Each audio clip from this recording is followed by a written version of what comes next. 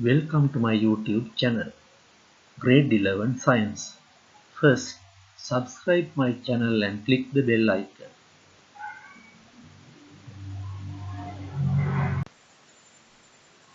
Grade 11 second term, first lesson is the biological processes in human body.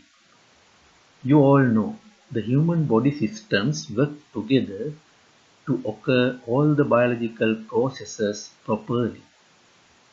There are several systems in the human body: digestive system, skeletal system, circulatory system, lymphatic system, muscular system, nervous system, endocrine gland system, respiratory system, excretory system, reproductive system.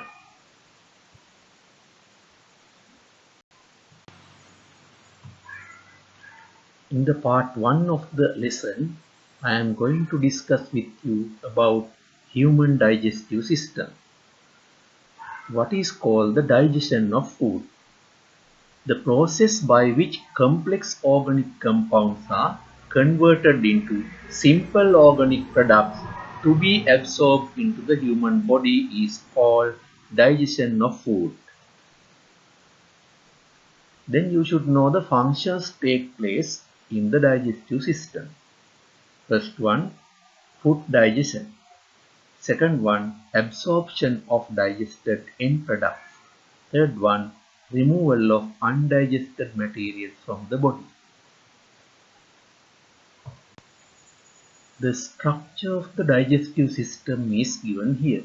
Identify the parts of the digestive system: mouth cavity, salivary glands, epiglottis, esophagus, diaphragm, stomach, liver, gallbladder, pancreas, small intestine, appendix, large intestine, rectum, and anus.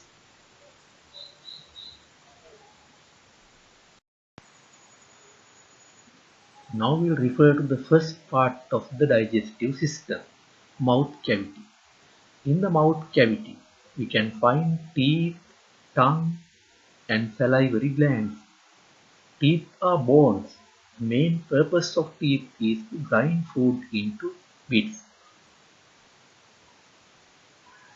Three salivary glands are present and these secrete saliva, and the tongue helps in identification of taste, mixing of food with saliva, and swallowing.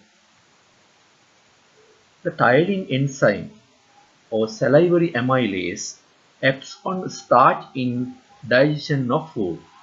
Starch will be partially digested into maltose. Digestion of food is started in the mouth.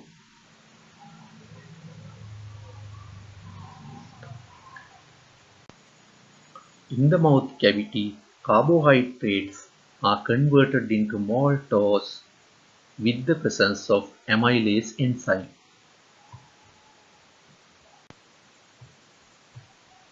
Initially digested food is formed into a bolus and pushed to the posterior part of the buccal cavity. Next, food is pushed into the pharynx. Pharynx is a common area to both respiratory and digestive systems. You can identify the parts of that area: nasal cavity, pharynx, epiglottis, food bolus, esophagus, and trachea. Trachea is closed with epiglottis when food enters into the esophagus.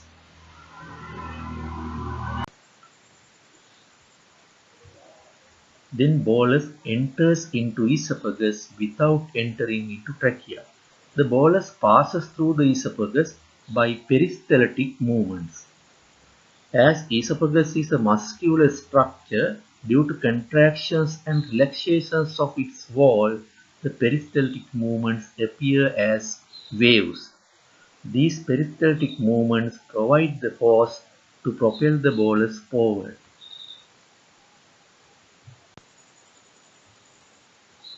Now refer to the diagram of the stomach. Here you can find esophageal sphincter, gastric folds, and pyloric sphincter. The stomach is a J-shaped muscle. The stomach acts as churn. Chemical breakdown of food begins in the stomach.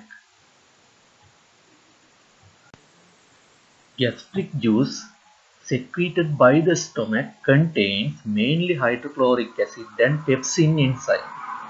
Hydrochloric acid activates pepsin and pepsin starts the protein digestion to produce polypeptides. Renin present in infants causes coagulation of milk. Milk with the presence of renin converted into coagulated milk. Protein with the presence of pepsin converted to polypeptide.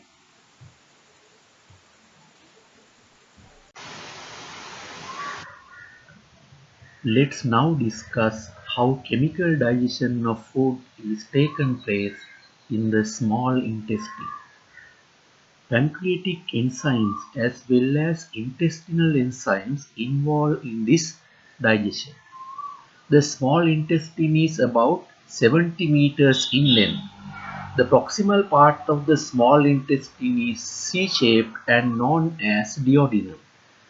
The duct of the pancreas and the gallbladder opens into the duodenum via a single pore. Pancreatic juice is secreted into the duodenum through pancreatic duct. It contains three main enzymes. They are the trypsin, amylase, and lipase.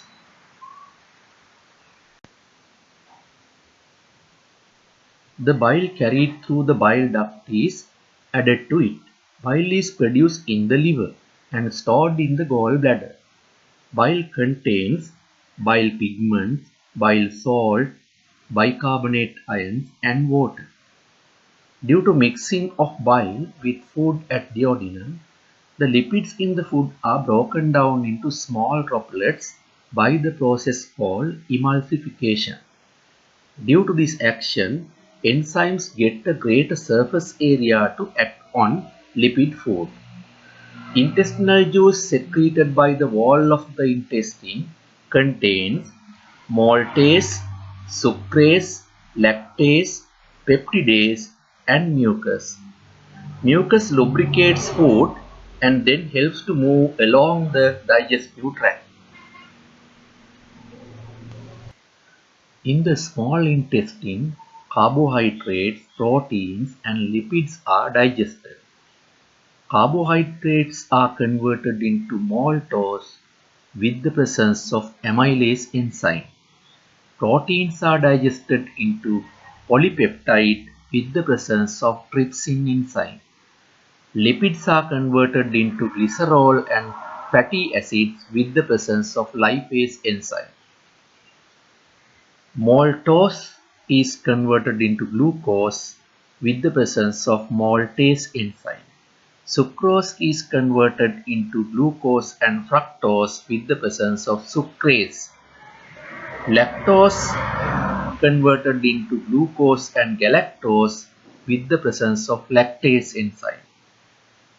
Polypeptides are converted into amino acids with the presence of peptidase. So the final product of carbohydrates are the glucose. Proteins converted into amino acid. Lipids into glycerol and fatty acids. After the digestion of food, absorption is taken place. The absorption of digested end products into the body takes place mainly in the small intestine. Now we'll see adaptation of the small intestine to increase its efficiency of absorption. First one, being a long tube. Second one, presence of circular folds in the inner wall. Third one, presence of finger-like projections called villi in the circular folds. Fourth one, presence of microvilli in the epithelial cells of villi. Next one, thin epithelial lining on villi. Last one, villi are highly vascularized. By this diagram, you can find the villi present in the inner wall of the small intestine. Now we will find out the structure of a single villus. In a single villus, you can find the epithelium, blood capillaries, lacteals, mucus producing cells, lymphatic system.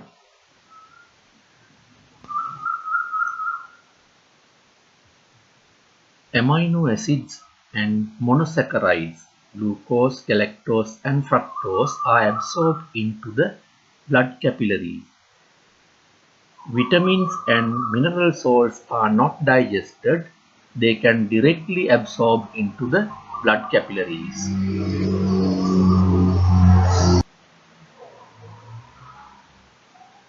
Fatty acids and glycerol formed by the digestion of lipids are absorbed to the lacteals. Finally, they enter into the blood circulatory system.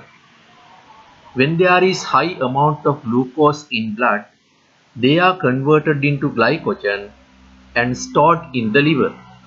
In the same way, when the concentration of glucose is decreased, glycogen breaks down to form glucose and is added to the blood. The unabsorbed materials are sent to the large intestine.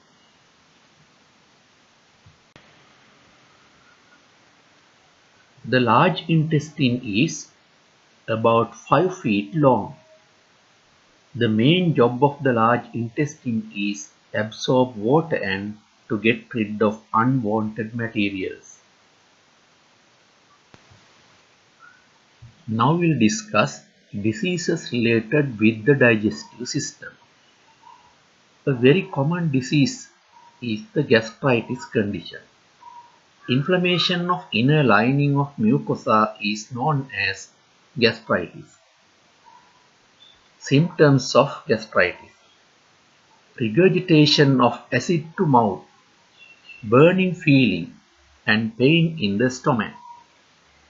When the condition becomes worse, ulcers appear in stomach or duodenal wall. Bleeding can take place. The reasons for this disorder: first one, skipping of meals. Second one, consumption of acidic and spicy food. Third one, excessive smoking and alcohol consumption. Fourth one, mental stress. By following healthy food diets and good habits, one can avoid the above disease. Next disease condition is the constipation. Difficulty in defecation due to hardening of fecal matter is known as constipation. Reasons for constipation: consumption of food with low dietary fibers, not taking required volume of water, postponing defecation. Some medicine may cause constipation. Due to forceful defecation, the anal canal may damage and bleeding can occur. Next disease, typhoid. Typhoid is caused by a bacterium. The pathogen is transmitted through food. The bacterium can enter into the body through mouth while swimming and bathing in contaminated water. Pain in arms and legs, headache, and fever are main symptoms. Constipation can occur at initial stages. Tongue is covered by a plaque. After some time, stomach ache and diarrhea can occur. Ulcers can form in the small intestine and cause bleeding. Therefore, blood is released with fecal matter. Due to ulcers, the wall can be damaged. Disease can be identified by a blood test or stool test. Next disease, diarrhea. Diarrhea occurs when the intestines are infected with a virus, bacteria, or a parasite. This disease is transmitted by the feces of an infected person. The main symptom is release of fecal matter in liquid state. Absorption of water in the large intestine will not occur properly. Dehydration may occur due to loss of fluid. Diarrhea and typhoid can be avoided by taking preventive measures. Now we'll find out the preventive measures. Consumption of boiled water. Removing fly breeding places. Covering food to prevent entering of flies to food. Avoid consumption of food which are sold in open places. Use of water-sealed latrines.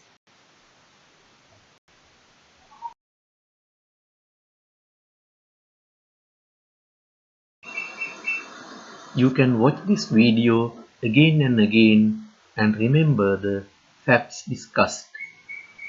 In the next video, you can learn about respiratory system of the human body. So, subscribe my channel and click the bell icon to get the next video quickly. Thank you.